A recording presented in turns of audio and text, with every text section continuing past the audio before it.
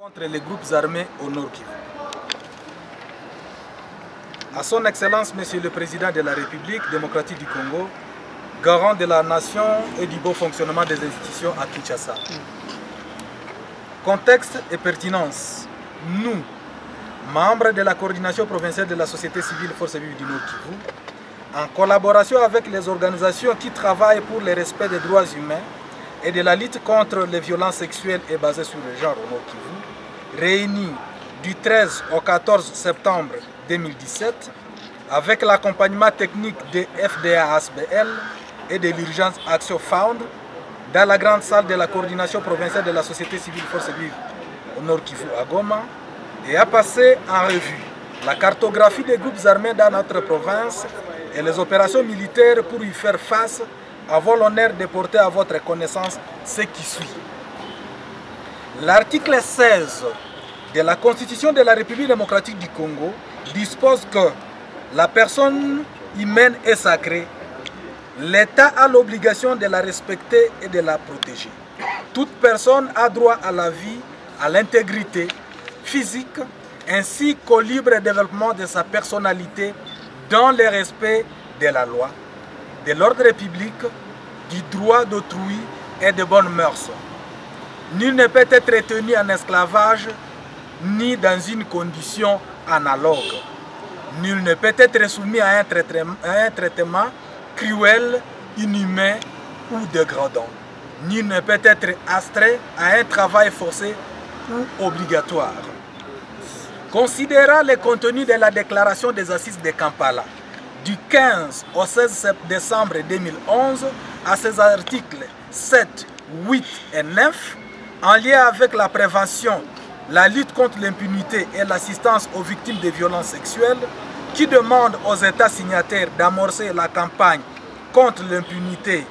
et la campagne tolérance zéro sur les auteurs de violences sexuelles. En ces termes, article 7, les hommes simultanément dans tous les États membres de la CIRGL, à la suite du présent sommet et de la session spéciale sur les VSBJ 2011, 8. Charger les ministres compétents de créer et de renforcer les tribunaux spéciaux, des sessions et des procédures spéciales afin d'accélérer les traitements des cas de VSBJ au niveau de la magistrature et des services de sécurité dotés de ressources financières adéquates et d'agents sensibles au genre dans les 12 mois qui suivront ce présent sommet et session spéciale sur les VSBJ 2011 afin d'améliorer l'accès à la justice et protéger les victimes rescapées VSBJ conformément à l'article 6, 5 du protocole de la CIRGL sur la prévention et l'éradication des violences sexuelles faites aux femmes et aux enfants de 2006. 9. Créer des mécanismes appropriés pour mener des enquêtes et poursuivre les auteurs de crimes de violences sexuelles, y compris les crimes de génocide, les crimes de guerre ou les crimes contre l'humanité commis dans la région. Cette campagne n'est pas encore lancée en RDC. C'est pourquoi la population de la province du Nord Kivu, par notre canal, demande que la dite campagne soit lancée sur toute l'étendue du pays en y associant les mécanismes de sa mise en œuvre. Ainsi, le lancement de cette campagne pourra influencer positivement sur les démarches entreprises par les forces vives, les juridictions et les institutions de la RDC dans la lutte contre l'impunité à l'égard des auteurs de violences sexuelles. Différents rapports des ONG et des agences du système des Nations Unies affirment que l'impunité, la léthargie ou la lourdeur dans le traitement des dossiers, accès difficile aux instances judiciaires par les victimes de violences sexuelles, la non-effectivité de la réparation des victimes telles que prononcées par les instances judiciaires, la corruption, les frais de fonctionnement modiques alloués aux juridictions, absence de cours et tribunaux dans certaines contrées, mais aussi l'insécurité persistante dans les zones de commission de crimes. Nous focalisons sur les cas les plus éloquents de certains leaders des groupes armés et a été cité dans certains rapports, notamment Tabo Taberi Tcheka, chef de la milice NDC, Jamil Moukoulou, chef de l'ADEF Nalou, Jules Mutebusi et Laurent Nkunda, qui seraient entre les mains des autorités congolaises, ougandaises et rwandaises, ainsi que d'autres pour qui les procès tardent.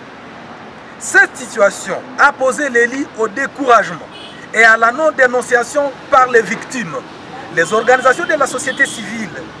et débouchent sur l'amenuisement de la confiance envers les juridictions et les institutions de la République. Comme il y a des manquements dans la lutte contre les groupes armés et le terrorisme par les forces loyalistes de la RDC, la province du Nord Kivu enregistre un nombre croissant de victimes selon les rapports du ministre du Genre en 2016 pour le Nord Kivu était de 5849 incidents SJBV. Rappelons que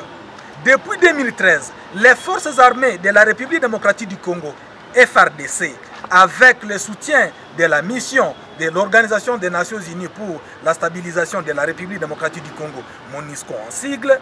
sont parvenus à vaincre et à dissoudre les groupes armés du M23. Le conflit dans la province du Nord Kivu n'a pas pour autant pris fin et d'autres groupes armés ont étendu leur zone d'opération et continuent de s'en prendre à la population civile. En janvier 2014, les autorités congolaises ont lancé une opération militaire contre les groupes armés nationaux et étrangers, dont notamment les forces démocratiques alliées, les ADF, et groupes armés actifs dans les territoires de Beni, les ADF. L'objectif de l'opération Sokola 1, nettoyage en Lingala, était d'éradiquer les ADF.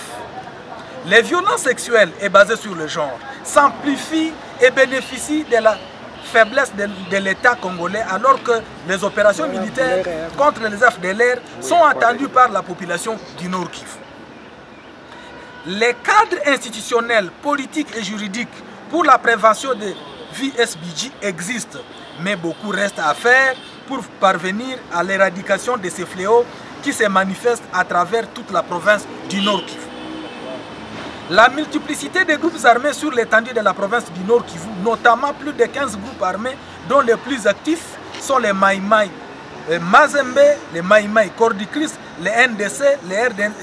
NDC rénovés, des Nyatura et autres. Les victimes de ces affres bénéficient rarement ou pas d'une assistance médicale, psychologique du gouvernement et des ONG. Leur situation socio-économique serait très faible à revenu du fait que leurs activités agricoles sont limitées par l'existence des groupes armés qui empêchent l'accès aux champs ou qui récoltent à leur place. Au regard de ce qui précède, la société civile Forces Vives du Nord Kivu recommande à son Excellence Monsieur le Président de la République démocratique du Congo de lancer la campagne Tolérance Zéro, tel l'égard des auteurs de violences à l'égard des auteurs de violences sexuelles et basées sur le genre, stipulé dans la déclaration ayant sanctionné les assises de Kampala du 15 au 16 décembre 2011. De s'investir dans l'amélioration des fonctionnements des juridictions étatiques, les conditions salariales des magistrats, greffiers et autres membres des personnels judiciaires afin d'endiguer les tentatives de la corruption. D'ordonner au ministre national de la Justice et garde des Sceaux à déclencher la procédure d'extradition de tous les seigneurs de guerre détenus ou exilés au Rwanda et en Ouganda. D'instruire à l'auditeur général des FARDC à ouvrir dans l'urgence un dossier en charge à l'ex-chef rebelle du NDC se trouvant entre les mains des autorités congolaises. Au ministre national de la Justice et garde des Sceaux de parachever le processus de réforme de justice congolaise pour éradiquer l'impunité, d'élaborer les mécanismes facilitant chaque victime de violences sexuelles et basées sur le genre à accéder à la justice, de mettre en place des mécanismes pour des réparations effectives des victimes et survivants de violences sexuelles, créer des tribunaux là où il n'en existe pas encore et y affecter des juges et